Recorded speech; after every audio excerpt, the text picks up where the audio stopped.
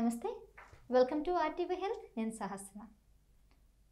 మనిషికి ఆరోగ్యం ఎంత ఇంపార్టెంట్ అంటే ఆ ఆరోగ్యంగా ఉన్నవాళ్ళు అటు హెల్దీ లైఫ్తో పాటు మానసికంగా చాలా సంతోషంగా ఉంటారు, కెరియర్లో కూడా చాలా యాక్టివ్గా మంచి పురోగతిని సాధిస్తారనే విషయాలు ఎన్నో సందర్భాల్లో మనం చూస్తున్నాం.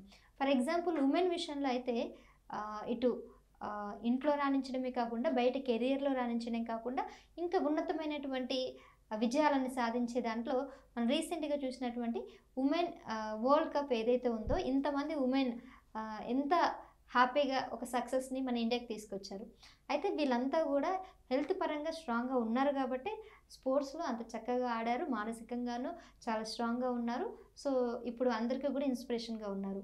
మరి ఇప్పుడు వాళ్ళొక్కరే కాదు, ఆ టీమిండియా 11 మెంబర్స్ ఉమెనే కాకుండా ఇంట్లో మన పిల్లలు కూడా అంత చక్కగా అంత యాక్టివ్గా ఇలాంటి సక్సెస్ని సాధించాలంటే ఏం చేయాలి, వాళ్ళు ఎలాంటి జాగ్రత్తలు తీసుకొని వారు కెరియర్లో ఏ విధంగా ముందుకెళ్ళాలి, ఆరోగ్యపరంగా ఎటువంటి ప్రొసీజర్స్ అన్నీ చేసుకోవాలనే విషయాలంతా కూడా ఈరోజు ఈ వీడియోలో తెలుసుకుందాం. మరి ఈ విషయాలు తెలియజేయడానికి ప్రస్తుతం మనతో పాటు ఉన్నారు doctor Nadeemuddin, CEO of active life, life coach also. నమస్తే సార్. సార్, చూశారు కదా వరల్డ్ కప్లో ఇంతమంది అమ్మాయిలు, మన తెలుగు అమ్మాయి కూడా చరణి ఉంది, అందరూ కూడా చాలా చిన్న స్టేజ్ నుంచి అందరూ I think below middle class నుంచే. సో అయినా కానీ వాళ్ళు ఈ స్టేజ్కి రావడానికి ఇంట్లో ప్రోత్సాహమే కాకుండా వీళ్ళు కూడా చిన్నప్పటి నుంచి ఒక స్పోర్ట్స్ని వాళ్ళు ఒక గోల్గా తీసుకొని చేయడం జరిగింది.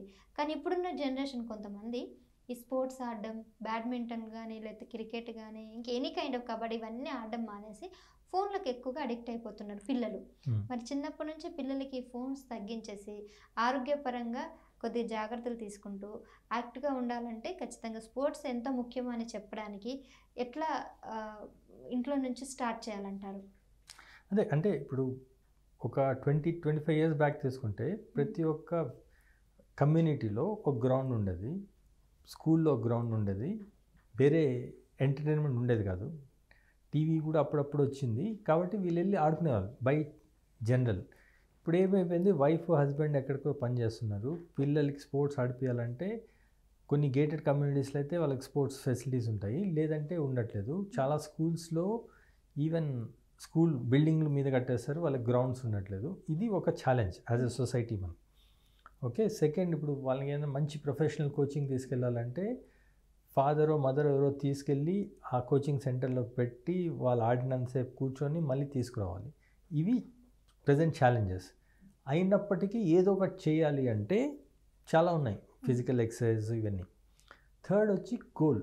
ఇప్పుడు పిల్లల్లో ఇప్పుడు నిన్న మ్యాచ్ గెలిచారు, it's a very great achievement. Exactly. Okay, అది చూసిన తర్వాత చాలామంది అమ్మాయిలకి నేను కూడా ఒకరోజు గెలవాలనే కోరిక ఉంటుంది, తపన స్టార్ట్ అవుతుంది. ఎవరికైతే ఇంట్రెస్ట్ వచ్చిందో, వెదర్ ఇది క్రికెట్ కావచ్చు, బ్యాడ్మింటన్ కావచ్చు, హాకీ కావచ్చు, ఎనీ స్పోర్ట్ ఎవరికైతే వస్తుందో వాళ్ళని పేరెంట్స్ కొద్దిగా ప్రయారిటైజ్ చేసి వాళ్ళని పంపించాలి. ఇంకో తప్పు ఏం చేస్తారంటే పేరెంట్స్, ఇప్పుడు క్రికెట్ గెలిచేసిందని ప్రతి ఒక్కరు వెళ్ళి క్రికెట్లో వేస్తారు, వాడికి ఇష్టం ఉన్నా లేకపోయినా దాని మీద రుద్దుతారు. ఓకే, సో దానివల్ల ఏమవుతుంది, వాళ్ళకి ఇంట్రెస్ట్ లేనప్పుడు దాని మీద తీసుకెళ్ళకూడదు. ఎవరికి ఏం ఇంట్రెస్ట్, సైంటిస్ట్ అవ్వాలనుందా సైంటిస్ట్ చేయండి, స్పోర్ట్స్ ఆడాలనుందా స్పోర్ట్స్ చేయండి, ఆర్టిస్ట్ అవ్వాలన్నా ఆర్టిస్ట్. సో ఎవరికి ఏం ఇంట్రెస్ట్ ఉంది అది మీరు యాజ్ ఎ పేరెంట్స్ చూసి దాన్ని కావాల్సిన ఇదన్నమాట. ఇప్పుడు ఎవరికన్నా పెయింటింగ్ చేయాలి, పెయింటింగ్ చేయాలంటే ఏం కావాలి, పెయింట్ బ్రష్ కావాలి, పెయింట్ ఇవి కావాలి. స్పోర్ట్స్ ఆడాలంటే బ్యాట్ కావాలి, బాల్స్ కావాలి. ఇట్లా ఎవరికి ఏం కావాలి దానికి మంచి ప్లాట్ఫామ్స్ అంటే లీగ్స్, మ్యాచెస్ తీసుకెళ్తే అప్పుడు వాళ్ళకు ఇంకా ఎక్స్పోజర్ వస్తుంది. వాళ్ళు ఎంతో కష్టపడుతున్నారు చాలామంది, కానీ వాళ్ళకి ప్లాట్ఫామ్ ఉండట్లేదు. అంటే platform in the sense state టీమ్కి ఆడాలి, డిస్ట్రిక్ట్ టీమ్కి ఆడాలి, అది సెలెక్షన్స్ ఎక్కడ అవుతాయి అక్కడ తీసుకెళ్తే వాళ్ళు ఇంకా ఫ్యూచర్కి వెళ్తారు. ఎంతసేపు ఓన్లీ ప్రాక్టీస్ చేసుకుంటా ఇంట్లోనే కూర్చొని ఉంటే లేదంటే అదే వీధిలో ఉంటే వాళ్ళు ముందుకెళ్ళారు. Second, opportunities. థర్డ్ వచ్చి ఇన్స్పిరేషన్. ఇప్పుడు క్రికెట్లో ఎట్లయితే గెలిచారో ప్రతి ఒక్క గేమ్లో, ఒలింపిక్స్లో సైనా నేవాళ్ళు లేదంటే ఎవరో ఒకటి గెలిచారంటే అందరూ బ్యాడ్మింటన్ బ్యాట్లు కొనేస్తారు, మళ్ళీ పెట్టేస్తారు. తప్పు కాదు, ఆడాలి. కానీ ఎప్పుడు గోల్ ఎట్లుండాలంటే మనం ఫస్ట్ ఇక్కడ ఉన్నాం, స్టేజ్ 1 స్టేజ్ 2కి రావాలి, స్టేజ్ 4 పెద్ద గోల్ పెట్టుకోవాలి. కానీ ఇది ఉండాలి. ప్రతి ఒక్కరు ఏం చేస్తారు, బ్యాట్ కొనేస్తారు, నేను ఒలింపిక్ మెడల్ రాలేదని మళ్ళీ పెట్టేస్తారు. అంత తొందర రాదు. పేషెన్స్ అనేది ఇంపార్టెంట్, కష్టపడేది ఇంపార్టెంట్. సో ఇవన్నీ ఎప్పుడైతే ఇది అవుతాయో అప్పుడు మనం యాక్చువల్లీ ఇండియాలో highest population in the world ఉన్నాం. కానీ ఒలింపిక్ మెడల్స్ చూస్తే నాట్ ఈవెన్ 10 లోపల రావట్లేదు. దీనికి యువర్ రీజన్ గవర్నమెంటా, మనమా, లేదంటే మన దగ్గర ఇన్ఫ్రాస్ట్రక్చర్ లేదా, ఇవన్నీ ఆలోచించాలి. యాజ్ ఎ గవర్నమెంట్ ఒక ఒలింపిక్ మెడల్ రావాలంటే ప్రతి ఒక్కరు ఇన్వాల్వ్మెంట్ ఉండాలి.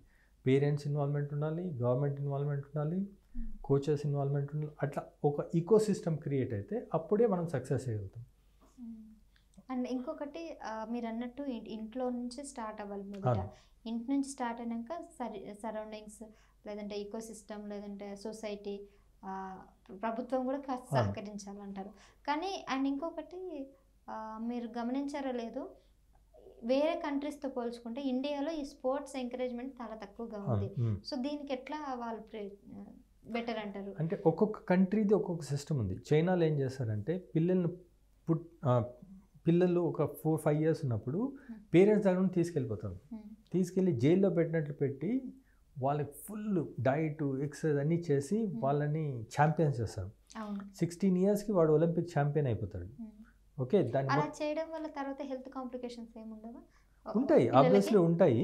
కానీ కంట్రీ ఫోకస్ వచ్చి hundreds of మెడల్స్ కంట్రీకి రావాలి, అంతే. హెల్త్ అంతా. సో ఇది వాళ్ళ సిస్టమ్. అదే ఇప్పుడు యుఎస్ కానీ కెనడా కానీ వెళ్తే వాళ్ళకి స్పోర్ట్స్ స్కూల్ అని సపరేట్గా ఉంటుంది.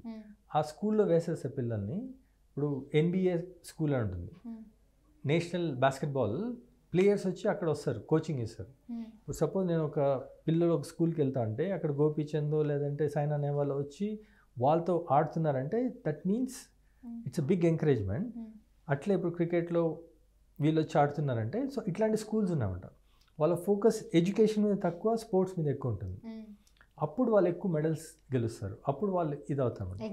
సో అలాంటి స్కూల్స్ ఇప్పుడు ఇండియాలో స్లోగా వచ్చే స్టార్ట్ అయ్యాయి. ఓకే, ఎప్పుడైతే వస్తాయో ఆ స్కూల్లో వేసేస్తాయి. బ్యాడ్మింటన్ ఆడాలా ఆ స్కూల్, క్రికెట్ ఆడాలా ఈ స్కూల్. ఈవెన్ అక్కడ వెళ్ళిన తర్వాత కూడా ఎంతోమంది వస్తారు పిల్లలు. అలాంటి స్కూల్స్ ఎన్నో ఉంటాయి. ప్రతి ఒక్కరు ఇండియాకి ఆడతాడా లేదో తెలియదు, కానీ ఈ విధమైన ఈకో సిస్టమ్ అనేది క్రియేట్ అవ్వాలి ఇండియాలో.